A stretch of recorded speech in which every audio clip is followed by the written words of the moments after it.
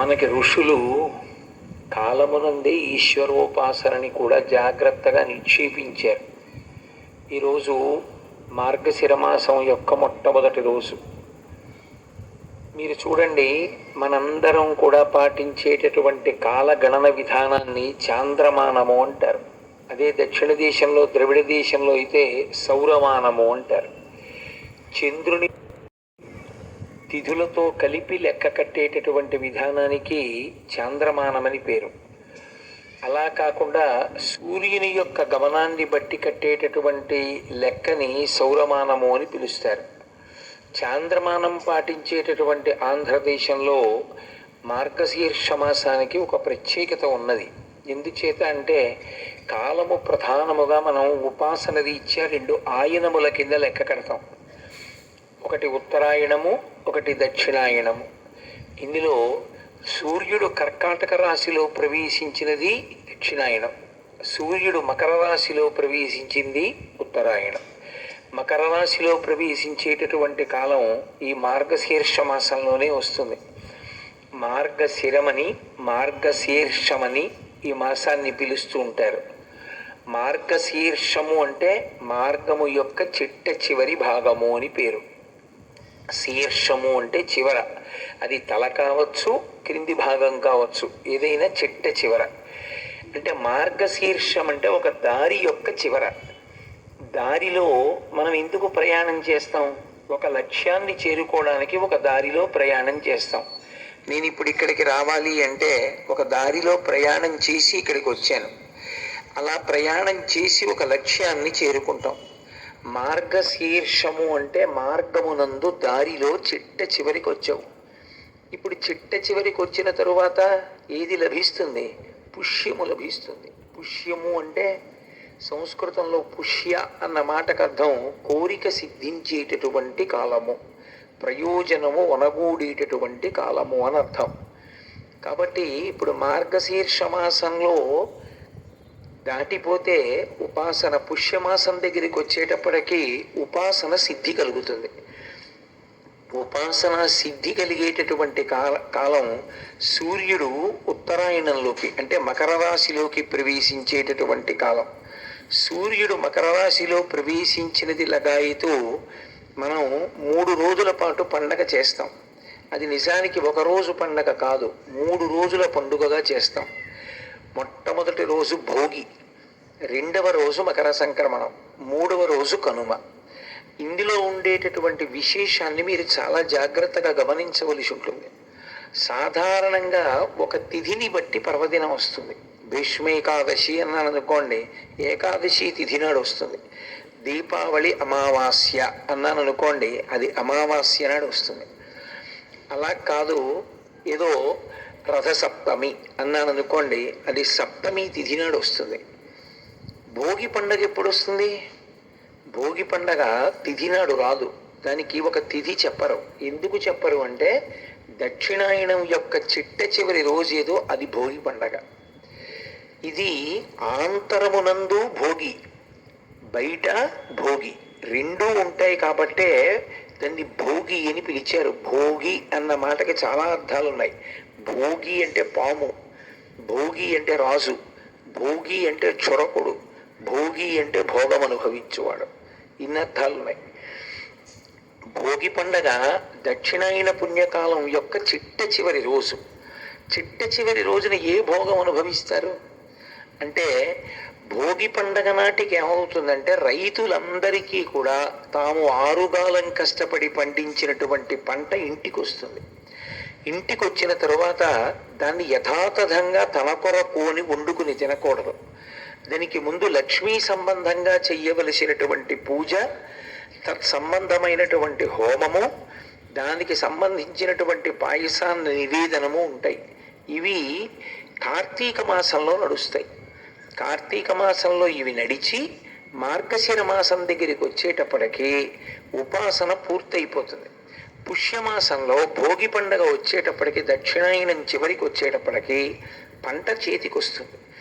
పంట తన కొరకు అని అనుభవించడం మొదలు పెడతాడు, లేదా ఆ పంటని ద్రవ్యంగా మార్చుకుంటాడు. అంటే ఆ పంట అమ్మి డబ్బు తెచ్చుకుంటాడు. ఇప్పుడు భోగ భోగం అనుభవించడానికి యుక్తమైన కాలము ప్రారంభమవుతోంది కాబట్టి భోగం అనుభవించడం మొదలుపెట్టాడు కాబట్టి భోగి పండగ కాదు. ఆంతరమునందు భోగి పండగ ఎందుకయింది అంటే దక్షిణాయనం అంతా ఉపాసనా కాలం. దక్షిణాయనం ఎప్పుడూ కూడా తక్కువ చేసి మాట్లాడకూడదు.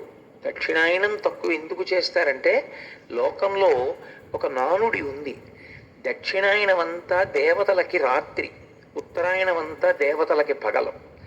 దక్షిణాయనం దేవతలకి రాత్రి కనుక దక్షిణాయనంలో ఒక పుణ్యాత్ముడి శరీరం విడిచిపెట్టిన స్వర్గద్వారాలు తెరవాలి అంటే ఉత్తరాయణ పుణ్యకాల ప్రారంభంలోని. అంటే ఇప్పుడు మనకి ఇక్కడ భౌతికంగా భూలోకంలో ఏదో ఒక ప్రత్యేకమైనటువంటి ప్రాంగణం ఉందనుకోండి, చీకటి పడిన తర్వాత తలుపులు మూసేస్తారు, మళ్ళీ తెల్లవారుజామున తలుపులు తీస్తారు.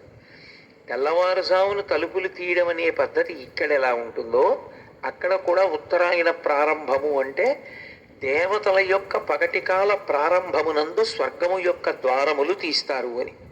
స్వర్గము యొక్క ద్వారములు అప్పుడు తీస్తారు కాబట్టి ఉత్తరాయణ పుణ్యకాల ప్రారంభము భోగం అనుభవించడానికంటే పుణ్యం చేసుకున్నటువంటి వాళ్ళు శరీరం దక్షిణాయనంలో విడిచిపెట్టినా కూడా వాళ్ళు భోగం అనుభవించి స్వర్గంలోకి ప్రవేశించేటటువంటి కాలము యొక్క ప్రారంభ దినము అని కాదు.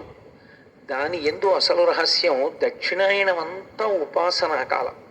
దక్షిణాయనం ఉపాసనా కాలం కాబట్టే ఉపాసన అన్న మాట మీరు బాగా అర్థం చేసుకోవాలి. ఉపాసన అంటే ఆసన అంటే కూర్చొనుట. ఇదిగో ఇప్పుడు నేను కూర్చోవడానికి ఒక ఆసనం వేశారు నాకు. ఆసనం దేనికి పనికి వస్తుంది? కూర్చోవడానికి పనికి వస్తుంది. ఉప ఆసన, ఉప అంటే సమీపమునందు. దేనికి దగ్గరలో కూర్చోవాలి అంటే భగవంతుడికి దగ్గరగా కూర్చొనుట. భగవంతుడికి దగ్గరగా కూర్చోవడము అంటే ఏదో దేవుడి పటం పట్టుకుని దానికి దగ్గరగా కూర్చోవడం కాదు, లోపల దగ్గరగా జరుగుట. ఎందుకంటే మనిషి పూర్వజన్మలలో చేసుకున్నటువంటి కర్మలను అనుసరించి భగవంతుడి నుంచి దూరంగా ఉంచగలిగినవేవో ఆ వాసనా బలం చిన్నతనంలో వచ్చేస్తుంది. దానికి ఏం ప్రత్యేకంగా శిక్షణ అక్కర్లేదు. కోరిక పుట్టడానికి, ఇది నాది అనడానికి, దాచుకోవడానికి, భయపడ్డానికి, నేనే తినాలనుకోవడానికి, బయట వాళ్ళని చూస్తే భయపడ్డానికి, ఇది మా అమ్మ దీని దగ్గరికి వెడితే రక్షణ కలుగుతుంది అనుకోవడానికి ప్రత్యేకంగా ఏ విధమైనటువంటి శిక్షణా కేంద్రాలు ఉండవు. అసలు భగవంతుడికి దగ్గరగా జరగడం కోసమే శిక్షణ అంతా ఉంటుంది. శిక్షణ అంటే కొట్టడం కాదు, ఇంద్రియములను శిక్షించుట. ఇంద్రియములను సన్మార్గంలోకి తిప్పుతారు. దాన్ని శమదమాదులు అంటారు. ఆ శమదమాదులతో భగవంతుడికి దగ్గరగా జరిగేటటువంటి ప్రక్రియని ఉపాసన అని పిలుస్తారు. ఈ ఉపాసన సిద్ధి బాగా నడిచేటటువంటి కాలం అంతా దక్షిణాయనం. మీరు అందుకే చూడండి, సంవత్సరంలో 24 ఏకాదశులు వస్తాయి. ఎందుకంటే ప్రతి నెలకి శుక్లపక్షంలో ఒక ఏకాదశి ఉంటుంది, బహుళపక్షంలో ఒక ఏకాదశి ఉంటుంది. 2 ఏకాదశుల చొప్పున 12 నెలల్లో 24 ఏకాదశులు వస్తాయి. ఈ 24 ఏకాదశుల్లోనూ మార్గశిర మాసంలో వచ్చేటటువంటి ఏకాదశి శుక్లపక్షంలో ఏది ఉందో ఆ ఏకాదశిని మాత్రం ప్రత్యేకమైన పేరుతో పిలుస్తారు. మోక్ష ఏకాదశి అని పేరు దానికి. ఆ ఏకాదశి మోక్షం ఇస్తుంది. ఎందుకంటే మార్గశిర మాసం అంటే మార్గశీర్షం అంటే చివరికి వచ్చేసాడు. దక్షిణాయనంలో చేసేటటువంటి ఉపాసనంతా చిట్ట చివరికి దేనికి పనికి రావాలి? మోక్షానికి పనికి రావాలి. మోక్షము అంటే విడుదల. ఇక బంధనం ఉండదు. పాశముల చేత పశువుగా కట్టబడడం అనేటటువంటిది ఉండదు. అలా పాశముల చేత కట్టబడి ఉండకుండా విడుదల పొందేటటువంటి కాలమేదో దానికి మోక్షము సిద్ధింపచేయగలిగినటువంటి ఏకాదశి. కాబట్టి దానికి మనకి చాంద్రమానంలో శాస్త్రీయమైనటువంటి పేరు మోక్ష సంబంధ ఏకాదశి. తరువాతి కాలంలో అది ముక్కోటి ఏకాదశి అయింది. ముక్కోటి ఏకాదశి నిజంగా చెప్పాలి అంటే ద్రవిడ దేశంలో సౌరమానానికి చెందింది. చాంద్రమానానికి సంబంధించిన పేరు కాదు, చాంద్రమానానికి సంబంధించిన ఉపాసన కాదు. సౌరమానానికి సంబంధించి చేసేటటువంటివి 2 ఉంటాయి మనకు. ఇది కాలానుగుణంగా వచ్చింది. అందుకే నేను మీతో ఒక మాట చెప్పవలసి వస్తే ముక్కోటి ఏకాదశి ఉత్తర భారతదేశంలో లేదు. ఉత్తర భారతదేశంలో ముక్కోటి ఏకాదశి అనేటటువంటి దాన్ని అంత విశేషంగా ఆచరించడం మీకు కనపడదు. కావాలంటే మీరు చూడండి, రాబోయే కాలంలో ముక్కోటి ఏకాదశి నాడు. ముక్కోటి ఏకాదశి బాగా చేసేది ఎక్కడ అంటే తమిళ దేశంలో చేస్తారు. తరువాత అది ఆంధ్రదేశంలోకి కూడా వచ్చింది. అసలు నిజానికి అది మోక్షమును ఇచ్చేటటువంటి ఏకాదశి.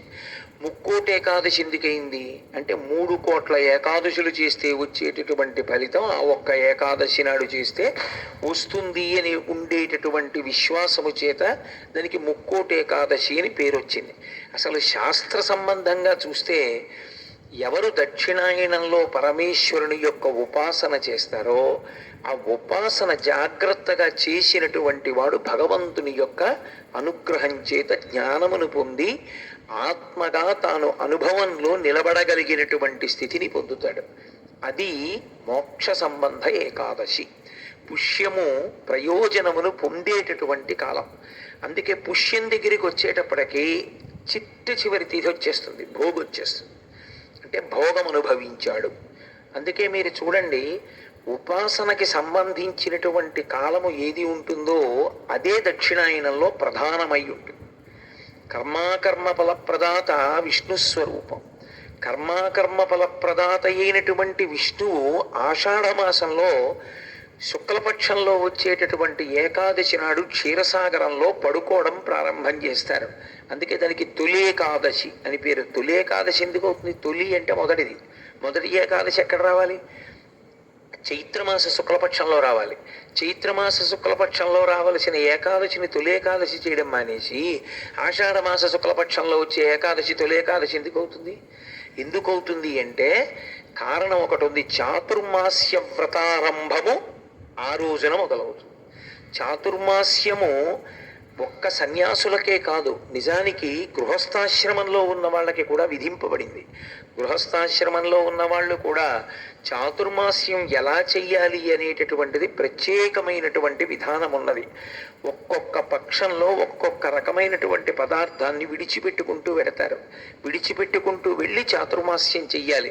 గృహస్థు కూడా ఒకచోటే పీఠం పెట్టుకుని ఉండిపోయేటటువంటి సంప్రదాయం ఉంది.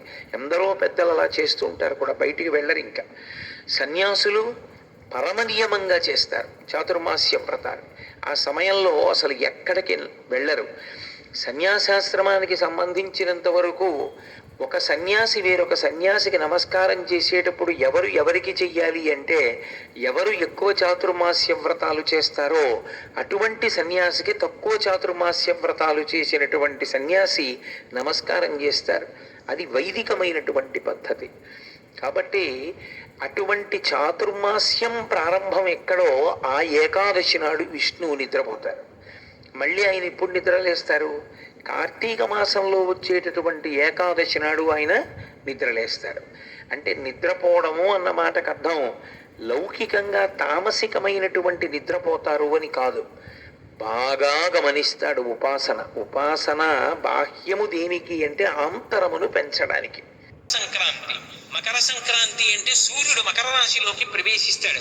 కాలము రెండుగా ఉంటుంది, దక్షిణాయనము ఉత్తరాయణము. దక్షిణాయనంలో దేవతలందరూ నిద్రపోతారు, ఉత్తరాయణంలో నిద్రలేస్తారు. దేవతలు నిద్రలేస్తారంటే బ్రాహ్మీ ముహూర్తమునందు లేస్తారు, తెల్లవారుజామున 3 గంటల వేళ. దేవతలకి తెల్లవారుజాము వేళ అంటే అది పరమ పవిత్రమైనటువంటి కాలం. అందుకే ఉపనయనాలు, వివాహాలు, దేవతా ప్రతిష్టలు ఇవన్నీ ఉత్తరాయణ పుణ్యకాలంలో జరుగుతాయి. ఆ ఉత్తరాయణ పుణ్యకాలంలోకి సూర్యుడు ప్రవేశించగానే మజ్జనం దానికి ప్రాధాన్యత. సాధారణంగా స్నానం చేసేటప్పుడు ఏం చేస్తాం? చెంబుతో నీళ్లు తీసి తల మీద పోసుకుంటాం. మజ్జనం అంటే మునక వేయుట, తల మునిగేటట్టుగా స్నానం చేస్తారు. జీవనదులలో కానీ పుష్కరిణులలో కానీ స్నానం చేస్తూ ఉంటారు. తల ముంచి స్నానం చేస్తారు, దాన్ని మజ్జనం అంటారు. స్నానం చేసి దేవతా సంబంధంగా, పితృదేవతా సంబంధంగా, జీవ సంబంధంగా అభ్యున్నతిని కల్పించే కాలం అది మకర సంక్రమణం. పుణ్యకార్యం చేయడం నేర్చుకో, దాని వలన పొందిన పుణ్యం నీ జీవుడితో వస్తుంది. మకర సంక్రమణ పుణ్యవేళ పరమపావనమైన కాలం. ఉత్తరాయణ పుణ్యకాలం దేవతలందరూ నిద్రలేచేటటువంటి సమయం. ఆ సమయంలో నువ్వు చదివే ఒక స్తోత్రం, నీ ప్రదక్షిణం, నీ నమస్కారం, నీ భగవన్నామోచ్చారణం నిన్ను కాపాడతాయి. జీవుడికి అలాగే పితృదేవతలకి దేవతలకి ముగ్గురికి కూడా అత్యంత ప్రధానమైనటువంటి కాలము ఉత్తరాయణ పుణ్యకాలము. అందుకని మకర సంక్రమణము అది పుణ్యాన్ని మూట కట్టుకునే కాలం. అందుకే ఏం చేస్తారంటే భగవంతుణ్ణి సేవించడానికి తేలిక మార్గం ఏమి అని అడిగారు. అతిథి దేవో భవ, ఇంటికి అతిథిని నేను ఆహ్వానిస్తే వస్తే అతిథి, నేను పిలవకుండా వస్తే అభ్యాగతి. పరమ ఉత్తముడు, తనని నమ్ముకున్నటువంటి పరమ భాగవతోత్తముడు ఎవరుంటాడో అటువంటి భక్తుడి రూపంలో ఇంటికి వస్తాడు. ఊరక రారు మహాత్ములు వా రథముల ఇంట్ల కడకు వచ్చుటలెల్లను కారణము మంగళములకు, నీ వచ్చుట శుభము మాకు నిజము మహాత్మా అంటాడు. ఎవరన్న దానితో సంబంధం లేదు, ఇంటికి వచ్చిన వాడు అతిథి. అందున అభ్యాగతి స్వయం విష్ణువు, నేను పిలవకుండా వచ్చినవాడు. అది ఏ ప్రాణైనా కావచ్చు, కుక్క రూపంలో రావచ్చు, ఆవు రూపంలో రావచ్చు, ఓ పంది రూపంలో రావచ్చు. ఆ రోజున సంక్రమణ నాడు నేను వండుకున్నటువంటి మధుర పదార్థంలో కొంత భాగం అతిథుల్ని పిలిచి అభ్యాగతులకి జీవకోటికి పెట్టి నేను సంతోషించి నేను తింటే అంతకన్నా అదృష్టమైనటువంటి విషయం వేరొకటి ఉండదు. అది మకర సంక్రమణము. అలా నువ్వు తరించు, ఈ త్యాగం నేర్చుకో. త్యాగేనైకే అమృతత్వమానసు, త్యాగము చేత అమృతత్వాన్ని పొందుతావు తప్ప మరొక రకంగా పొందలేవు. ఇంత గొప్ప తిథి అన్ని వేళలా రమ్మంటే రాదు. ఉత్తరాయణ పుణ్యకాల ప్రవేశమని స్నానము, దర్శనము, క్షేత్రము, ఒక్కొక్క పర్వతము, లేదా నీ ఊళ్ళో ఉంటే నువ్వు చెయ్యవలసిన విహితము, ఇంటికొచ్చిన అతిథి, అభ్యాగతి, భగవన్నామోచ్చారణము, పవిత్ర గ్రంథ పఠనము, పెద్దల సేవనము, గురు దర్శనము, ఇవన్నీ కూడా అభ్యున్నతి హేతువులు. ఉత్తరాయణ పుణ్యకాలంలో చెయ్యవలసినటువంటి కృత్యములు. అందుకని భోగి, సంక్రాంతి అని ఈ రెండు పండగలు పక్క పక్కన వచ్చాయి. మూడవది